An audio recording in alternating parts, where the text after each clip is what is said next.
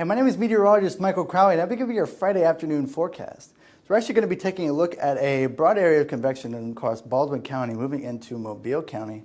A couple of cells are starting to really hang on, but we're not going to be looking much in the way of severe weather for tonight. As we look into right now, we're going to be seeing a little bit of those showers and thunderstorms keep these temperatures a little bit lower than the rest of the area. 76 in Atmore and 80 in Milton.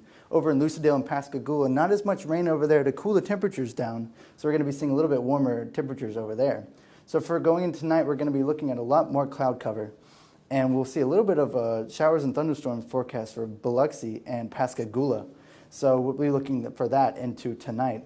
Going into tomorrow, we'll be seeing mostly mid-80s showers and thunderstorms forecast throughout our area, with a little bit higher of a chance for Gulf Shores, Mobile, Lucedale, Pascagoula, and Biloxi.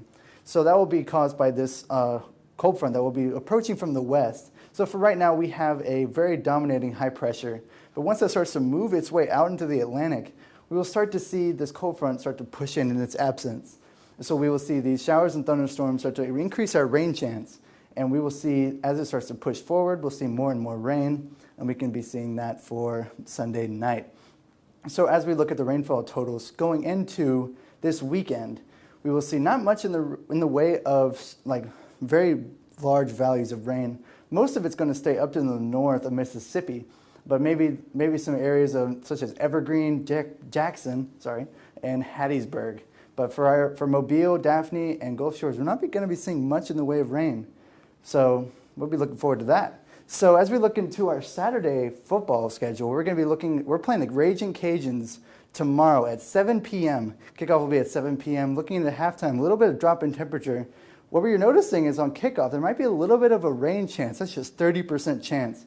So we're really hoping that we're not going to be seeing much in the way of showers and thunderstorms going into tomorrow night, but we cannot rule it out. So we're going to be seeing good rain for tomorrow, but hopefully it'll start to diminish a little bit as we look into Saturday night for the football game.